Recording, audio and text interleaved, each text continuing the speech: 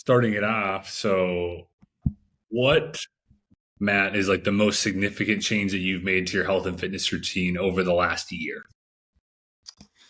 Ooh, um, I think the biggest thing that I've done is changing the intensity in which I train at.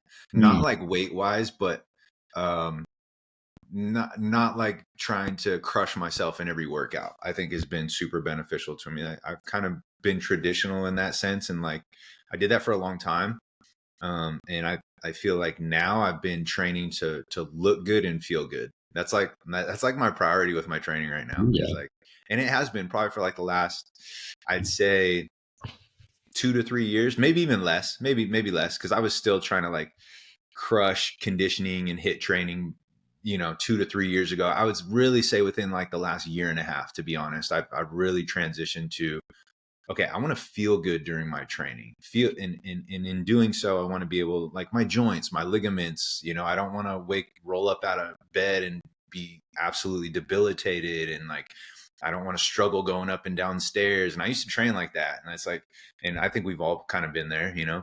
Mm, But I think that's the biggest thing that I've changed. The other thing for me is that kind of goes hand in hand with that is I've been getting really good at sleep. I've been getting a lot better at like shutting things down at a specific time. And I think you and I talked about before is like setting my wind down alarm. Now I don't listen to it every night, but I've gotten so much better at it so that when I get up in the morning, like I feel energized, I feel amazing. And I think that goes in part with it of looking good and feeling good. That feeling good part is like comes really, really down to how can I be energized? How can I, well, the thing that most of us skip over is that sleep part. And so once I actually started taking it a little bit more serious, I would say within like the last 12 months, um, I just operate at different levels. I feel better. I feel like I'm stronger in my lifts. I feel like my personality. I'm a better, more energetic person. I'm more fun to be around. yeah. Um, and that's what I feel, man. What about you? I'm curious to know what's the most significant change you made in your health and fitness, let's say in the last year. Yeah. So this is a tough one just because there's been some different ones. What stands out to me is kind of finding a little bit more of grace in how I do things, not being so rigid. I even when I've gotten better over the last 5 years with not being needing to always eat a certain way, needing to like, either I'm going crazy on candy and or I'm not eating it at all. I think I found like a lot better balance, so to speak, of being able to eat quality foods most of the time and not being afraid like eating a handful of candy or eating some ice cream or mixing in a pizza. Like just I feel like I've really not stressed out about those things as much as I have in the past. Like that's kind of a change. I don't know if that's necessarily a change I've made or a change that's just kind of come with time and just getting a little bit better with the mental side of things. And that's not to say that I don't sometimes have those times where I'm like, ah, fuck, like I've been slipping a little bit and I need to nail things down a little bit, but I have gotten tremendously better there. And another thing that stands out to me is just like shorter workouts. I've gotten into a lot more of like working out like maybe 6 days a week for like shorter periods of time. So I'm working out more consistently for like 15, 20 minutes a day.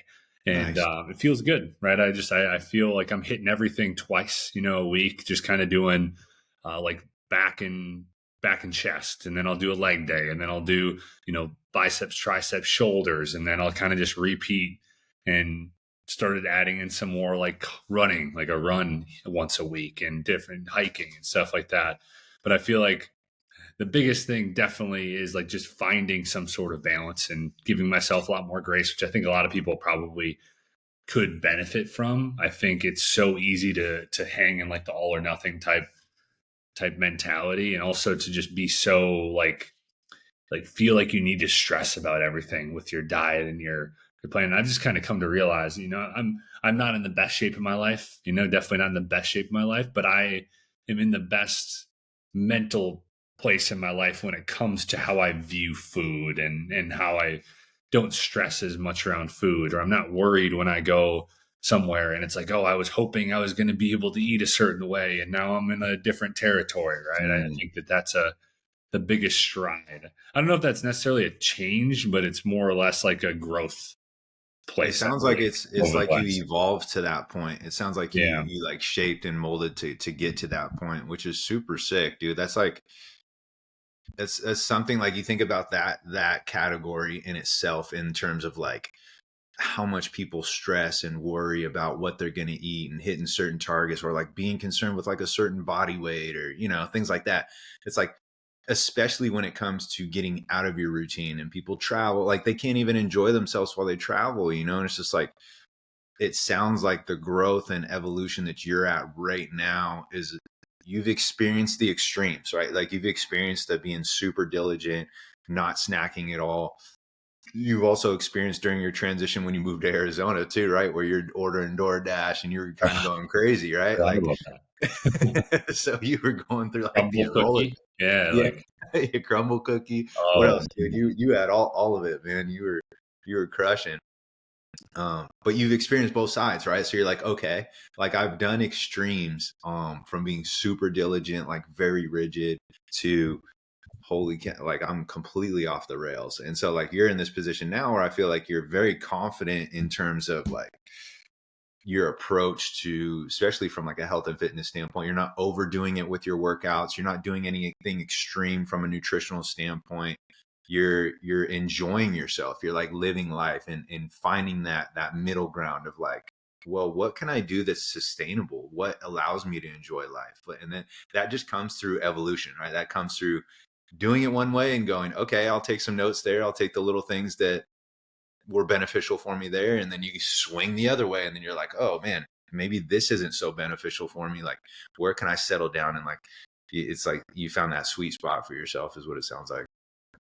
yeah. No, I would say that's definitely the case. Finding that sweet spot, but also just, I think what I've realized, I know, and this slips into my head sometimes too. I don't know if you find this. I'm sure a lot of people deal with this, where you think that like one decision's gonna like affect so much more than it does. Mm, Right? It's like the weight that one decision carries with your health and fitness isn't that much, right? Let's be honest. Like, even if you went out, like, I just think about myself, like, way in the past where, you go out for a weekend, Friday, Saturday, let's say, and you get obliterated both nights and you eat pizza and donuts and cookies and everything in sight, right? You wake up on Sunday and you feel like the biggest piece of shit ever, right? It's like your body is like, oh, you look in the mirror and like you're in such a terrible space mentally after that and just not feeling good, probably hungover, that you see like the worst possible version of yourself, yeah. right? When a day or two goes by and that water that you're holding on to and the bloating goes away and you sink back into a version of yourself that's not very far off of where you were on Thursday, Yeah. right? Or when you were on Friday when you started the weekend. Mm-hmm. And so I think that is something that comes with time too, where maybe you started in health and fitness to change your body in some way. Maybe you started in health and fitness to lose a bunch of weight because you were like, oh, it got out of control and I'm in terrible shape, right? And you start out, a lot of times it's like you restrict and you go crazy, and maybe that's what needs to happen at the start, where you kind of need to like get away really far away from your habits that you currently have and the way you're currently doing nutrition and your exercise and stuff like that. But then at a certain point you go on each side of the spectrum and you go through the roller coaster ride of health and fitness over the course of 5, 10, 15 years. And one of the big lessons I've learned is that it's one decision just does not affect you as much as you think. It's like Mm-hmm. you eat a bag of candy and you feel like it's the end of the world, and that you just, you're about to get diabetes, and you're going to gain a bunch of weight because of it. But then you wake up the next day and, like, if you think about it, it's like, oh, that bag of candy was 1,000 calories.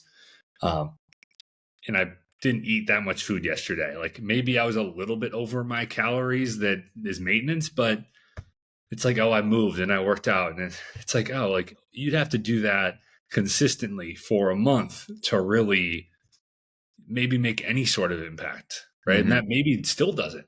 right? That Right. depends on where you're at, right? If you built a base over the course of years, it just doesn't affect us like we think it affects us mentally. Like our mind will bring us to a place that is so far stretched out than it actually is reality. So I think that's I don't know. I don't even know how I got to this fucking point, but that's where I came to.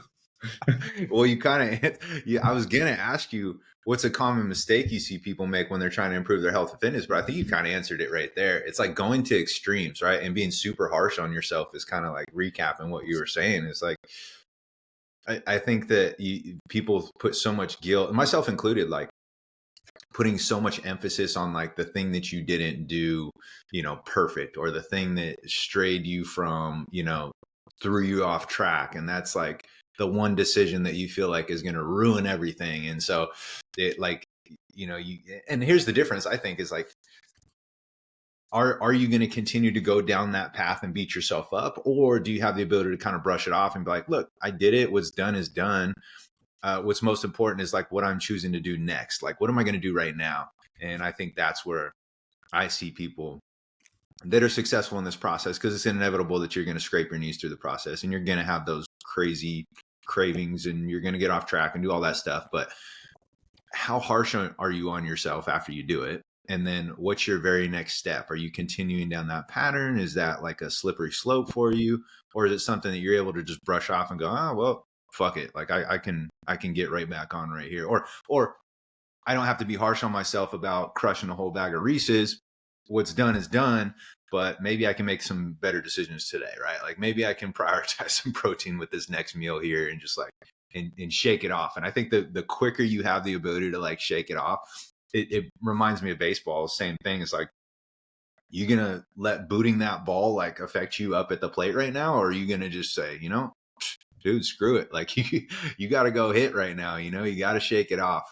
2 tears in a bucket, fuck it. Right. And like, you got to have that mentality. And I think the people that have that mentality that's why it's very cool to see athletes of any sport who take on like their health and fitness or have let themselves slip and they come back. It's like, you see that resilience, that ability to persist, that ability to like not wear their emotions on their sleeve because they know and understand it affects them on the field or the court. It's like, it's the same thing in health and fitness. And usually, generally speaking, you can see like former athletes grasp that concept really quick. Some people struggle with it, but yeah, man, that's my thoughts on it.